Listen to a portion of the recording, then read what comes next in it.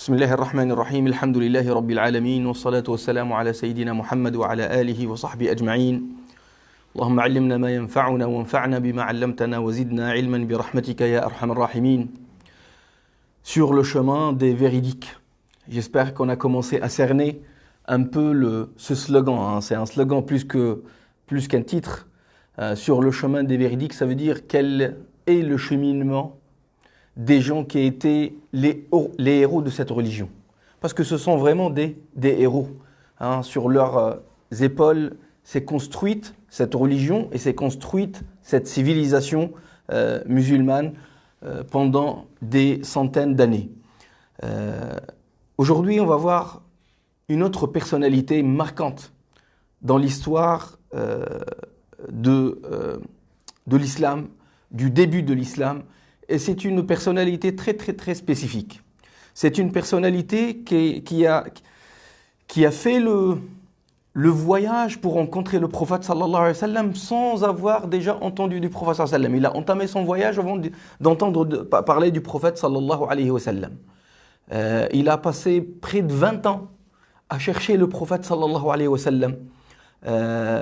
Et en fin du compte, il va le rencontrer.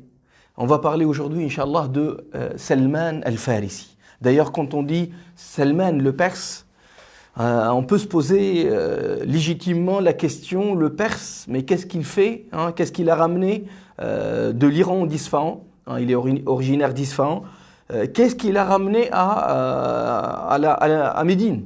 Qu'est-ce qu'il a ramené? Ce n'est pas, il ne fait pas partie de la population originaire de Médine.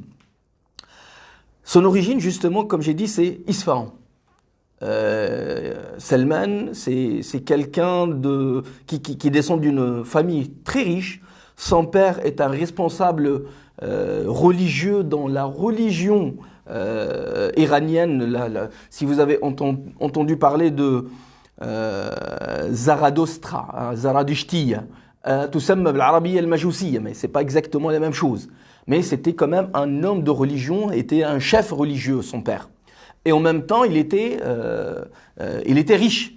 Il était quelqu'un de très riche. Justement, ça fait partie des inégalités dans les sociétés pré-musulmanes que l'islam est venu pour corriger. Les hommes de religion. Il y a au sommet les hommes politiques, derrière les guerriers, puis le troisième niveau, ce sont les hommes de religion, puis les commerçants, puis le reste de la population. Donc il y a des niveaux dans ces sociétés. Et lui, son père, il était un chef religieux, et du coup, il avait de la richesse matérielle, il avait des opportunités, des occasion pour se faire de l'argent et était très riche. Donc Salman ne vient pas d'une famille pauvre. Aujourd'hui on dit la personne s'est réfugiée dans la religion parce que il vient d'un niveau social très démuni et puis du coup il a voulu montrer sa révolte. Non, Salman ne fait pas partie de ces gens-là. Salman était riche. Il raconte sa vie d'enfant. Il dit j'étais gâté, je travaillais pas. Mon père tellement il m'aimait tellement il m'aimait et il a peur pour moi qu'il ne me laissait même pas travailler. Il avait des champs, son père il avait des champs. Il ne le laissait même pas aller travailler dans ces champs-là ou même faire attention, gérer les personnels qui sont dans le champ. Non. Lui il a dit Salman, il a dit j'étais comme une petite fille. J'étais gardé à la maison comme une petite fille. Je ne fais rien, je consomme.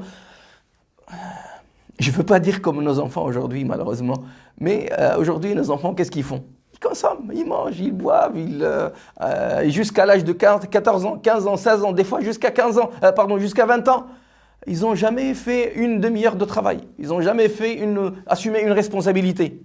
Lui, il était dans cette situation-là. Il est gâté, il a tout ce dont il a besoin. Mais on va dire le cheminement spirituel n'est pas abouti pour lui. Parce que, faites attention, spirituellement, il va s'engager spirituellement dans sa religion. Il a dit, tellement j'étais dévoué à ma religion que j'ai commencé à progresser dans l'échelon et j'ai atteint le sommet d'être le chef qui garde le feu. Dans cette religion, les gens adorent le feu. Pour eux, Dieu se manifeste dans le feu. Et donc, Le feu a besoin de quelqu'un qui le nourrit en permanence de bois pour continuer à s'enflammer et continuer à brûler. Peut-être, moi je me dis, peut-être c'est une question qui aurait pu taquiner la tête de Salman radiyallahu anhu pour dire que si c'est Dieu ce feu-là, pourquoi il a besoin de moi que je le nourris, sinon il va s'éteindre. Bon, ça peut-être ce sont les prémices des premiers questionnements chez Salman. En tout cas, Salman a passé toute son enfance et le début de son adolescence et de sa jeunesse à être gâté, richissime, tranquille, pas besoin de travailler, un consommateur, il dépense mais il gagne pas d'argent, il est tranquille, il y a de l'argent. Un jour, son père, comme j'ai dit, il était chef, il a été pris. Il était chef religieux, il était pris par des choses à régler. Il n'a pas eu le temps d'aller dans les champs pour superviser les gens qui travaillent dans ces champs. Et puis, son père lui a demandé d'aller justement jeter un coup d'œil et voir ce qu'il a à faire pour entretenir leur champ. Donc, il est parti, mais sur le chemin, il est parti, on va dire, je sais pas, 9h, 10h du matin, 11h du matin. Il est parti voir ces champs-là. Et sur le chemin, il est passé pas loin d'une église. À l'époque, il y a l'Empire perse et l'Empire romain. L'Empire perse protège les Romains persécutés, les chrétiens qui sont persécutés dans l'Empire romain.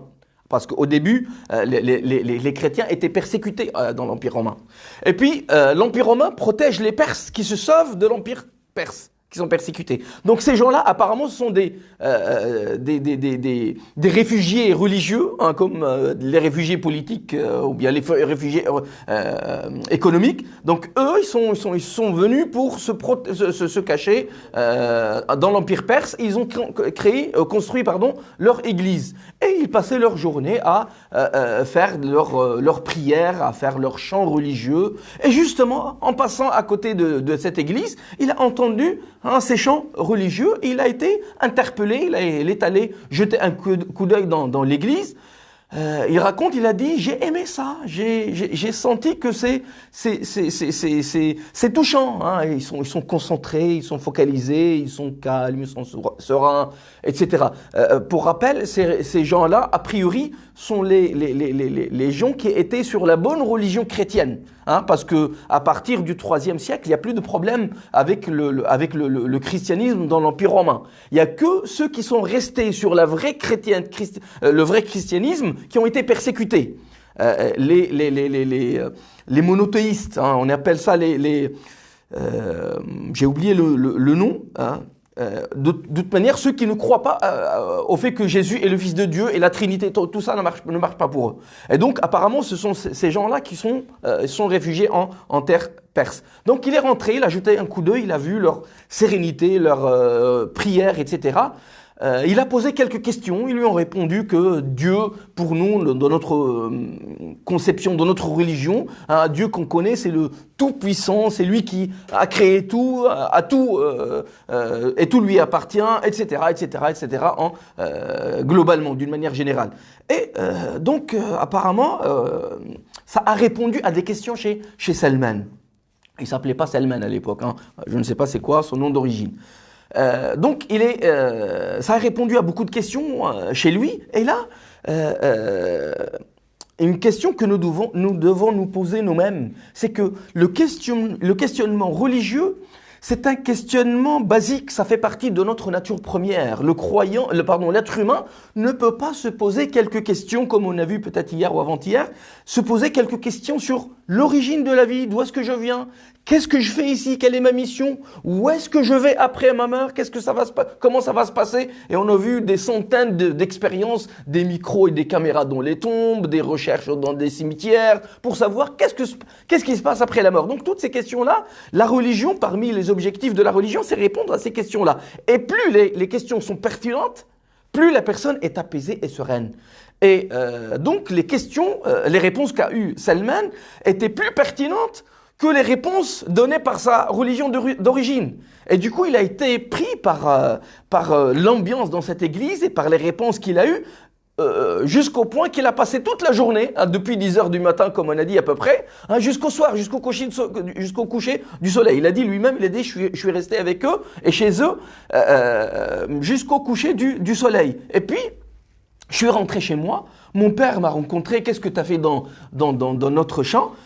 Il a dit, j'ai rien fait, je n'ai même pas été, parce que j'ai rencontré les chrétiens et ils m'ont parlé de leur religion, et apparemment, leur religion est meilleure que la nôtre. Oh, ça c'est le blasphème, hein, ça c'est la faute la plus grave. Hein, son père est chef religieux, lui-même est le gardien du feu, et il va changer de religion, ça va donner un grand coup de communication pour la population ordinaire. Et d'ailleurs, son père n'acceptera pas que son fils change de religion. Lui, il profite bien de cette religion, il est riche, il mène bien sa vie, c'est quelqu'un d'important dans la société, bon, il a tout, la totale. Mais la religion et la vérité est plus importante que l'argent. Est plus importante que la notoriété, est plus importante que les bénéfices sociaux qu'on peut avoir. Ce qui a, entre parenthèses, privé les chefs de la Mecque d'adhérer à l'islam, c'était parce que aussi ils profitaient du système. En général, toujours, il y a ce système-là. Hein, les politiques profitent des religieux pour que les religieux leur donnent la légitimité. Et donc c'était comme ça, même à la Mecque. Donc son père était en colère contre lui.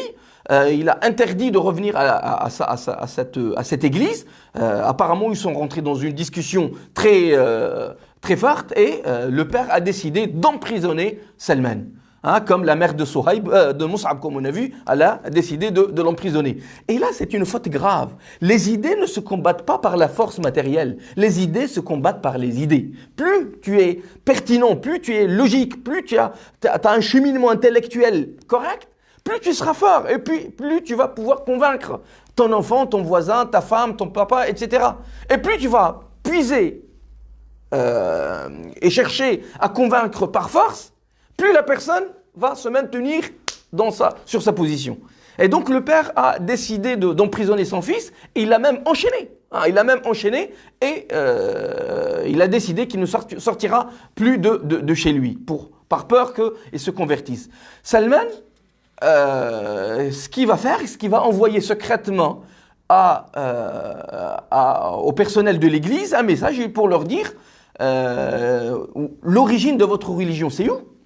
Et dites-moi quand est-ce que la première personne va partir à cet endroit. Donc lui ont répondu, lui ont dit notre religion a pris naissance dans Cham, c'est aujourd'hui la Palestine, la Jordanie, la Syrie. Donc Cham, Bayt al-Maqdis, c'est là-bas où était né Isa alayhi salam. Et donc il leur a dit, dès qu'il y a une personne, la première personne qui va voyager, qui va se rendre dans ce pays-là, vous m'avertissez. Et là aussi, un point on ouvre les parenthèses, c'est que Salman ne va pas chercher juste à embrasser la religion et vivre tranquille chez lui avec papa et maman et cacher peut-être sa religion, etc. Non, Salman, il cherche le sommet. Hein, il cherche l'ihsan, il cherche d'atteindre le sommet c'est en lui-même là, c'est naturel. Il connaît pas encore le prophète ni l'islam, mais théoriquement, la religion est la chose la plus importante dans notre vie. Et c'est pour cela il ne faut pas économiser les efforts. Il faut être sérieux. Il faut être véridique.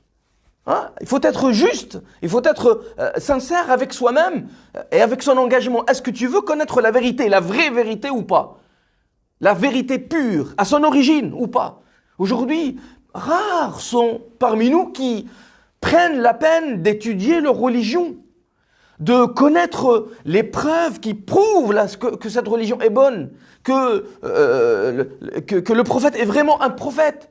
Pourquoi on se limite à imiter nos parents et notre société? C'est un grand défaut.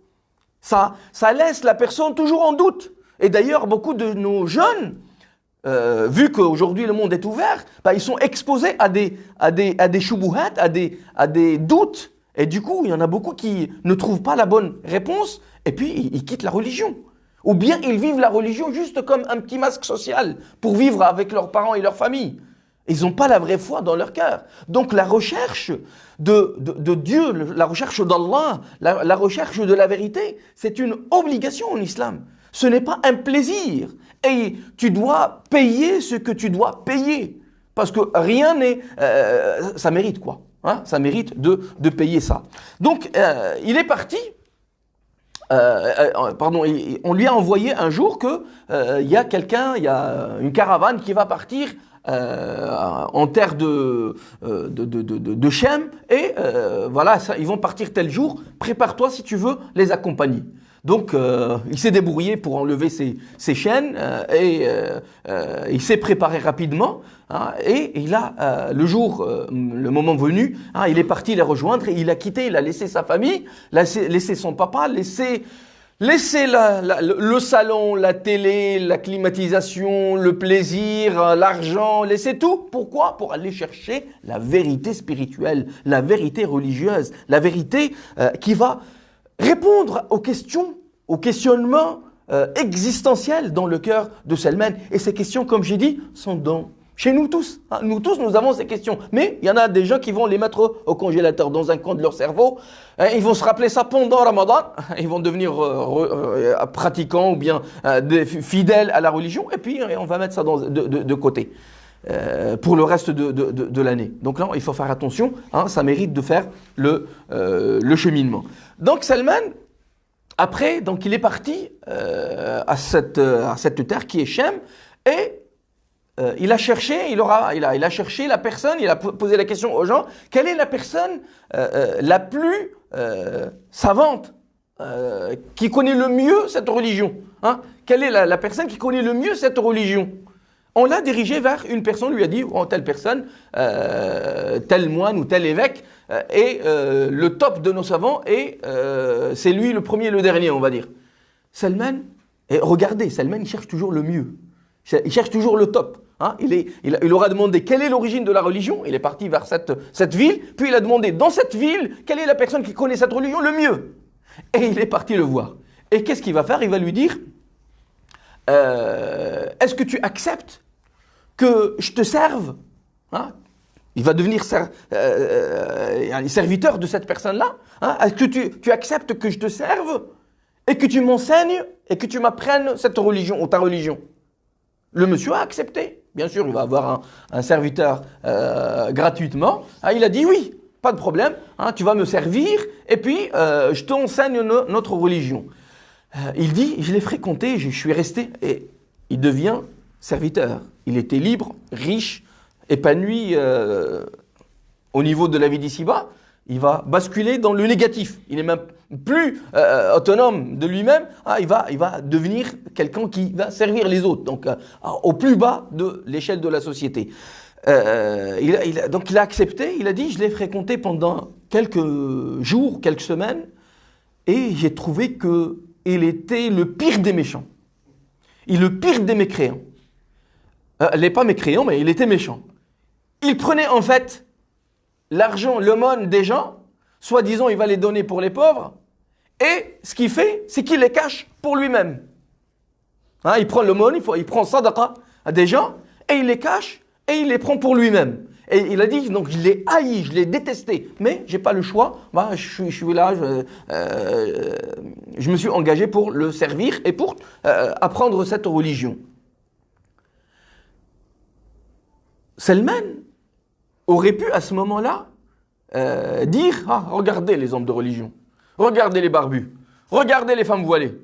Donc on risque de généraliser, hein, de dire donner un jugement général sur tous les gens qui adoptent cette religion et même sur la religion elle-même. Et donc il faut faire attention.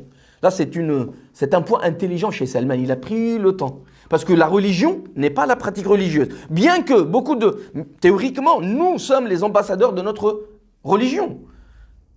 Si on représente bien notre religion, elle va être bien acceptée. Et si on la représente mal, elle va être critiquée.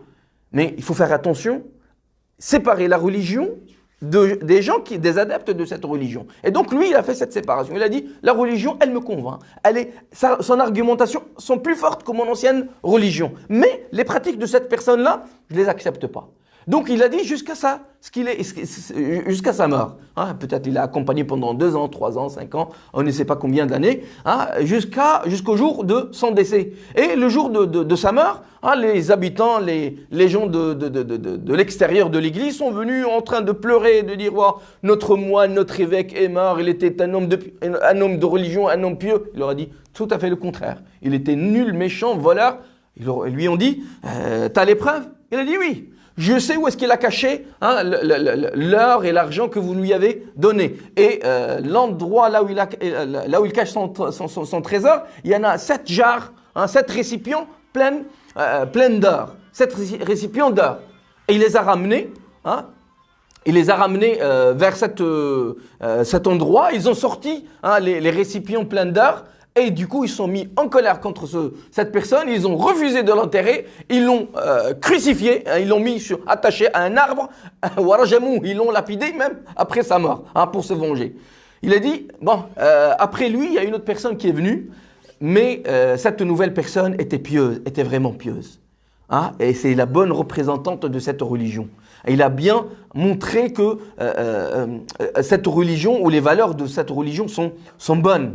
Donc, il a dit, j'ai accompagné cette deuxième personne quelques années jusqu'à ce qu'il s'est approché de sa mort. Hein, il est tombé malade. Je lui ai dit, qu'est-ce que je fais après toi? Hein, tu vas mourir, tu m'as bien enseigné, mais je n'ai pas eu la connaissance que je veux. Qu'est-ce que tu me conseilles de faire? Il a dit, je te conseille d'aller à la ville d'Irak qui s'appelle Al-Mawsil. Hein. Il était au Chem, puis il va partir à Al-Mawsil. Il est parti en cette ville-là. Hein, il a trouvé cette personne-là, la deuxième personne, dans la ville d'Al-Mawsil. Il lui a dit, je suis envoyé de telle personne qui vient de décéder, et il m'a conseillé de venir te servir pour que tu m'enseignes la religion. Il va passer avec lui quelques années encore. Hein, et lui aussi, il était sérieux, il a bien représenté sa religion. Quelques années après, lui aussi, il va décéder. Quelques années. Hein, vous voulez, rapidement, je dis quelques années après, mais ça peut prendre 3, 4 ans, 5 ans, 6 ans. On ne sait pas exactement comment il a pris de temps pour venir à atteindre le prophète sallam. Mais bon, peut-être une vingtaine d'années, quelque chose comme ça.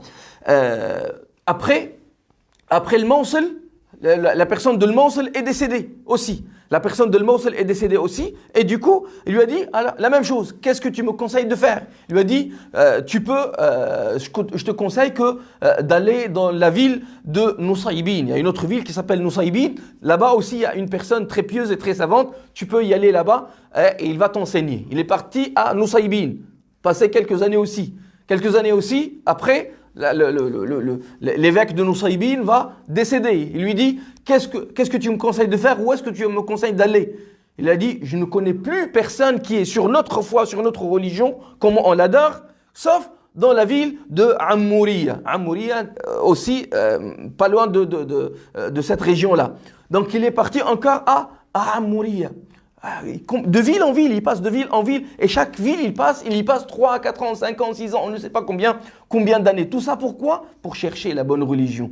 À la ville de Ammouria, il va accompagner l'évêque pendant quelques années, et aussi, le moment de la mort de cet évêque-là, il va lui dire, qu'est-ce que tu me conseilles de faire? Où est-ce que tu me conseilles d'aller? Il va lui dire, maintenant, il n'y aura plus personne après moi qui est sur cette bonne religion. Mais par contre, on est dans la période de l'envoi d'un nouveau prophète.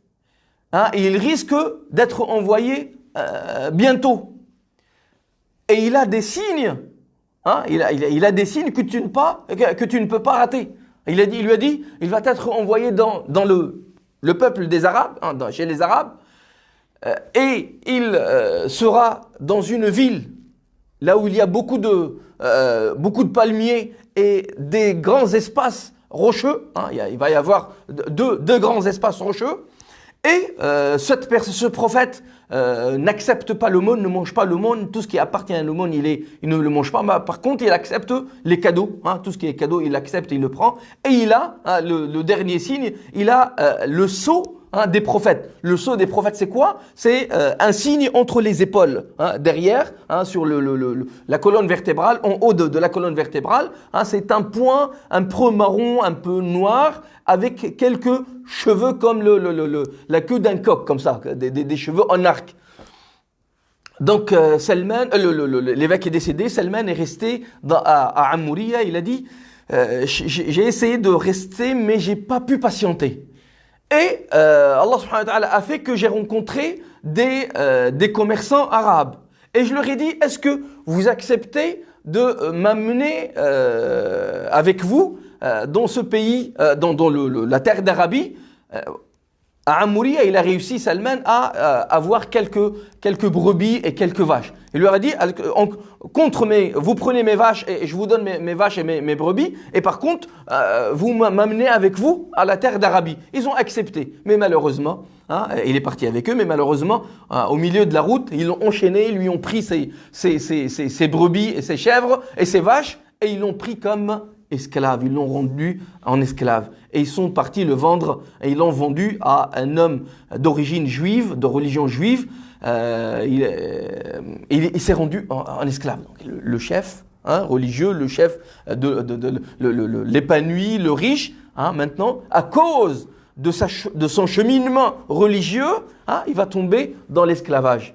La personne ordinaire va dire « j'en veux plus de cette religion, il n'y a que des problèmes derrière ça ». Mais c'est les épreuves. Il est en train, ce qu'il cherche, c'est vivre avec le prophète des derniers temps. Tu dois témoigner, tu dois être éligible pour pouvoir accompagner cette personne-là. Et tu dois payer le prix. Nous sommes aussi des musulmans et nous devons payer le prix pour atteindre le sommet de la spiritualité. Beaucoup d'entre nous disent, je prie depuis 3 ans et je n'arrive pas à sentir la prière, à sentir le khushu', la concentration, le délice de la foi. Mais patiente et persévère. Maintiens-toi et continue à demander à Allah subhanahu wa ta'ala et acquiert la science. Tu vas trouver le cheminement et les solutions pour pouvoir atteindre le niveau spirituel que tu cherches. Donc Salman radiyallahu anhu est rendu en esclavage et il a été vendu comme esclave à cette personne juive. 1 mois, 2 mois, 1 an, on ne sait pas combien de temps après, un cousin à cet homme juif est venu lui rendre visite d'une autre ville. Et il a vu Salman, il a passé quelques jours chez son cousin, il a vu Salman, un bon travailleur, jeune homme, fort, etc. Il l'a bien aimé, il a voulu l'acheter. Donc ce cousin, ce juif, il est juif aussi forcément, donc il a acheté, il l'a ramené avec lui dans sa ville. Salman dit bizarrement, on s'approche de cette nouvelle ville, et la première chose que j'ai constatée de loin, c'est les palmiers. J'ai commencé à constater les palmiers. Qu'est-ce qu'il cherche? Il cherche les signes que lui a donné le dernier évêque. Dans sa tête, pourquoi il a décidé d'aller faire le voyage en terre d'Arabie? Pour faire le voyage de ville en ville jusqu'à ce qu'il va trouver la ville qui correspond à la description du dernier évêque. Il y a des palmiers et il y a 2 plages rocailleuses, de rochers. Donc il allait faire le tour de la terre d'Arabie, dans le désert. Allah subhanahu wa ta'ala, il lui a économisé le temps. C'est vrai, tu es tombé en esclavage, mais on va te ramener directement dans la ville. Et Allah subhanahu wa ta'ala nous dit وَالَّذِينَ جَاهَدُوا فِينَا لَنَهْدِيَنَّهُمْ سُبُلَنَا. Ceux qui persévèrent, ceux qui font l'effort, les bons efforts, pour connaître Allah subhanahu wa ta'ala, on va les guider. Ils vont être éprouvés au début pour savoir s'ils sont des véridiques ou pas, s'ils font partie des véridiques, de ceux qui cherchent vraiment la vérité, de ceux qui cherchent vraiment Allah subhanahu wa ta'ala, et s'ils témoignent qu'ils sont sérieux et ils sont véridiques, on va leur faciliter le cheminement après. Donc, dès qu'il est arrivé à cette ville, il a constaté les palmiers et il veut trouver le deuxième symbole, le deuxième signe, ce sont les espaces rocheux, volcaniques de Médine. Donc il a dit, j'ai demandé permission à mon nouveau chef, mon nouveau patron, mon nouveau propriétaire. Je lui ai dit, est-ce que je peux faire un tour dans la ville? Il m'a permis. Donc il a dit, je suis parti faire un tour. Et puis je découvre le premier espace rocailleux et puis je trouve le deuxième. Il a dit, puis j'ai levé les yeux, j'ai regardé les palmiers et je me suis écroulé de pleurs. Et j'étais pris par j'étais en train de trembler comme les feuilles de palmier. Hein, j'étais en train de trembler. Pourquoi? C'est le délice de la foi, de l'atteinte de son objectif. Il faisait le voyage depuis 20 ans. Il cherchait le prophète sallallahu alayhi wa sallam depuis 20 ans. Et il va pas encore le voir parce que c'est quelques années après encore. Mais depuis 20 ans, il a quitté sa ville pour chercher la vérité, chercher Allah subhanahu wa ta'ala. Dans les livres de sira, de biographie, on appelle Salman al-Bahith an al-Haqiqa, celui qui cherche la vérité, celui qui cherche Allah subhanahu wa ta'ala. Donc, il a découvert qu'Allah subhanahu wa ta'ala, il l'a rendu en esclavage, mais il l'a ramené dans la ville qui va accueillir le prophète. Il n'est pas encore là, le prophète, lui, il ne connaît pas, il n'a pas encore entendu parler du prophète sallallahu alayhi wa sallam. Mais il dit quelques mois après, il y a des voisins qui sont, il y a des amis à mon propriétaire qui sont venus, et j'ai entendu l'un lui dire قاتل الله بني قيلة. بنو قيلة هم les habitants de Yathrib. جدتهم leur grand-mère s'appelle Qila. Donc قاتلهم الله يعني qu'est-ce qu'on va faire avec eux? Ils vont nous amener des problèmes. Il lui a dit قاتل الله بني قيلة إنهم يجتمعون بقباء. Ils sont réunis à Quba. Quba, c'est le premier escale du prophète sallam avant d'atterrir à Yathrib, à Médine. Donc ils sont réunis à Quba autour d'un homme qui proclame qu'il est prophète.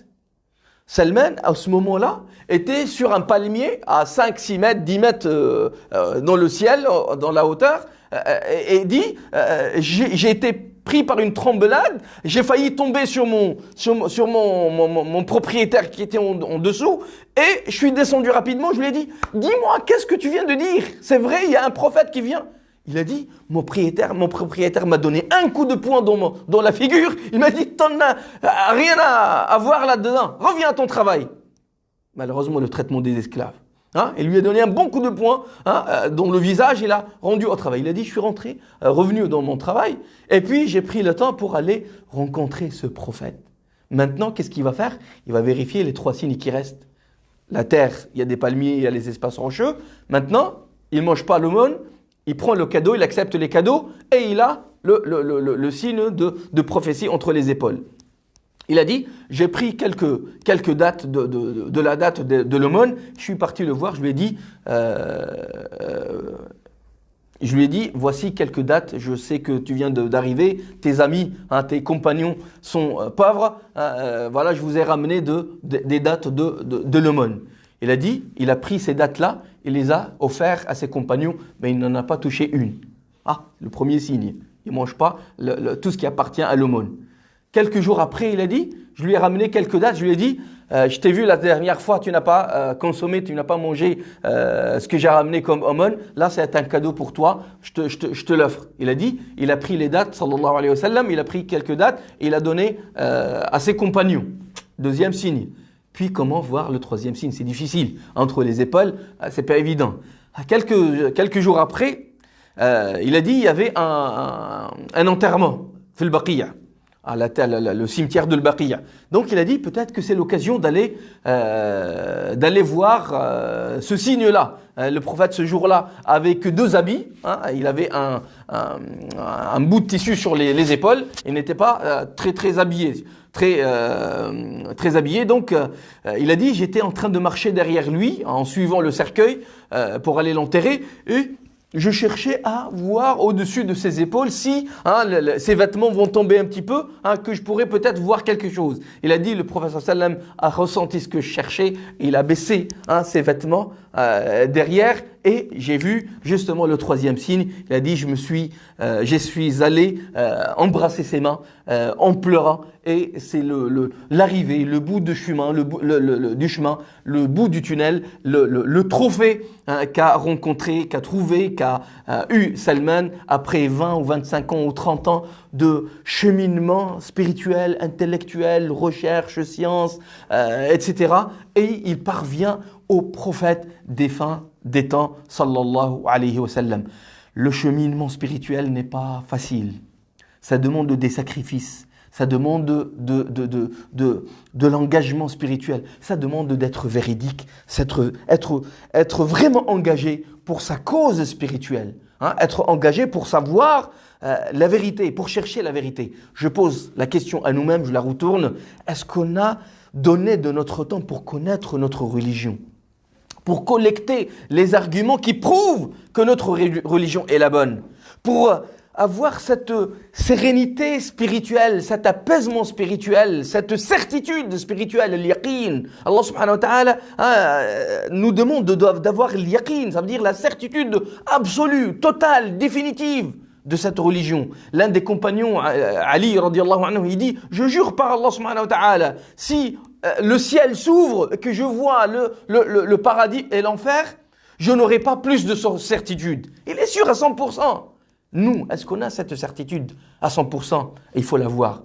Comment? Il faut chercher la science, acquérir de la science, se former, apprendre, méditer, demander, être sérieux, cheminer vers Allah subhanahu wa ta'ala. Qu'Allah subhanahu wa ta'ala nous donne cette certitude. On demande d'Allah subhanahu wa ta'ala dans ce mois de Ramadan et on est en train de jeûner, qu'Allah subhanahu wa ta'ala nous donne cette certitude dans notre cœur au point qu'on n'aura plus jamais aucun doute, ni grand, ni petit. Allahumma atina في الدنيا حسنة وفي الآخرة حسنة وقنا عذاب النار. اللهم اجعلنا نخشاك كأننا نراك برحمتك يا أرحم الراحمين. اللهم ارزقنا حلاوة الإيمان برحمتك يا أرحم الراحمين. اللهم أعنا على ذكرك وشكرك يا ذا الجلال والإكرام. اللهم وفقنا للتقوى والتزود الآخرة والأولى برحمتك يا أرحم الراحمين. اللهم اهدنا في الآخرة والأولى. اللهم ثبت رجاءك في قلوبنا حتى لا نرجو ولا نخاف أحدا سواك. اللهم آت نفوسنا تقواها وزكها أنت خير من زكاها أنت وليها وأنت مولاها برحمتك يا أرحم الراحمين. اللهم صل وسلم وبارك على سيدنا محمد في الأولين وصل عليه في الآخرين وصل عليه في الملأ الأعلى إلى يوم الدين. سبحان ربك رب العزة عما يصفون وسلام على المرسلين والحمد لله رب العالمين.